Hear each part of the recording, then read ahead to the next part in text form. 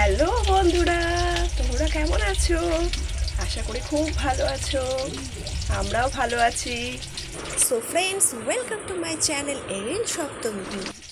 দেখো, আজকে বাড়িতে করছি চিলি চিকেন। তাই ভাবলাম তোমাদেরকেও একটু শেয়ার করি, তোমরাও দেখো যে কেমন করে আমি চিলি চিকেনটা তৈরি করছি। ইচ্ছে করলে তোমরাও ঘরে তৈরি করে খেতে পারো।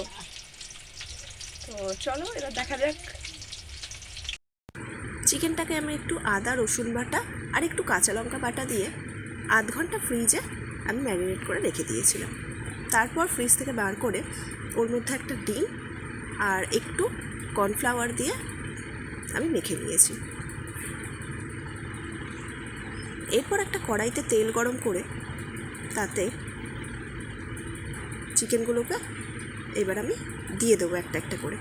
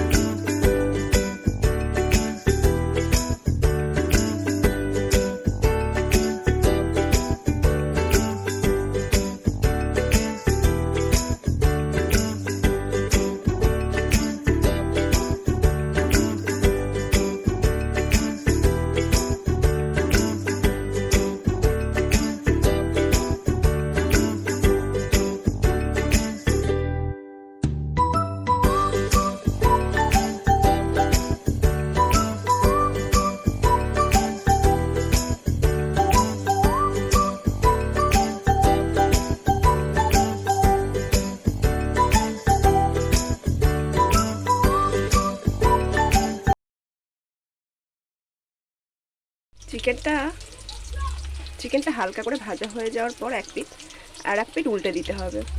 তো আমি একটা পিঠ উল্টে দিচ্ছি।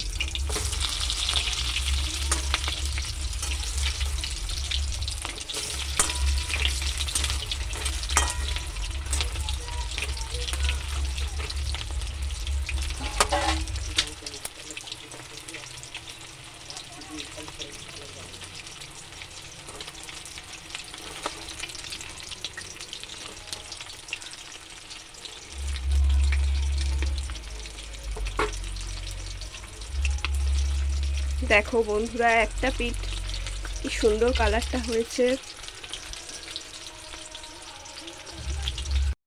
এক পিঠটা ব্রাউন, দু পিঠটা ব্রাউন হয়ে গেলে তারপরে তুলে নিতে হবে।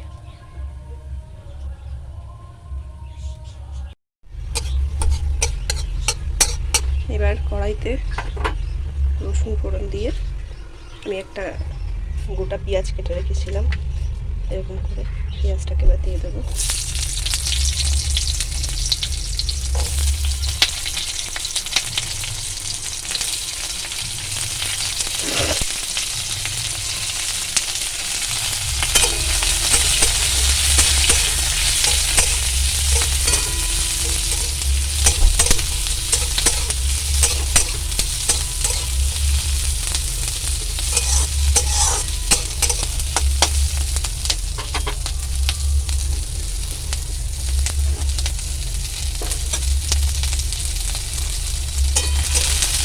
পেঁয়াজটা একটু লাল লাল করে ভেজে নেব।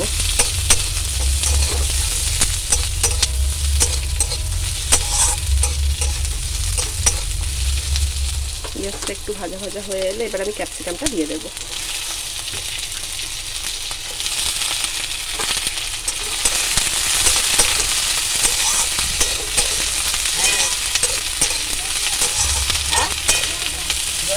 ভেজে নেব।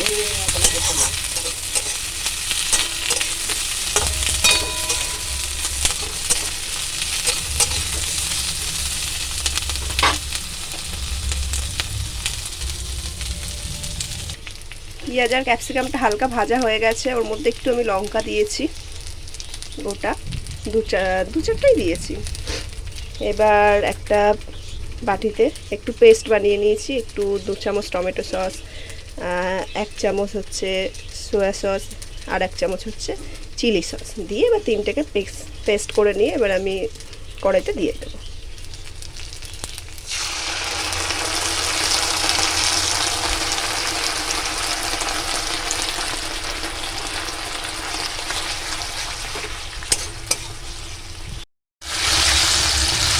তারপর 1 চামচ নুন দিয়ে দিয়েছি, সেখানে নেড়ে একটু জল দিয়ে দেবো।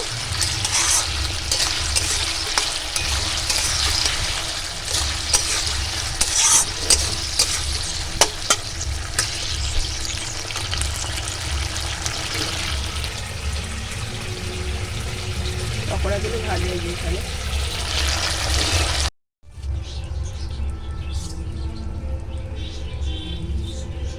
জল দিয়ে পকোড়াগুলো আমি দিয়ে দিয়েছি।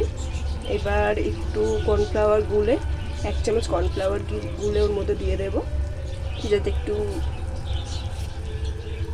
থিকনেস মতো হয়। এরপর একটু থিকনেস ভাব হয়ে এলে আমি কেটে রাখা স্প্রিং অনিয়নটা এর উপর ছড়িয়ে দেবো ও সামান্য একটু গোলমরিচের গুঁড়ো দিয়ে নামিয়ে নেব।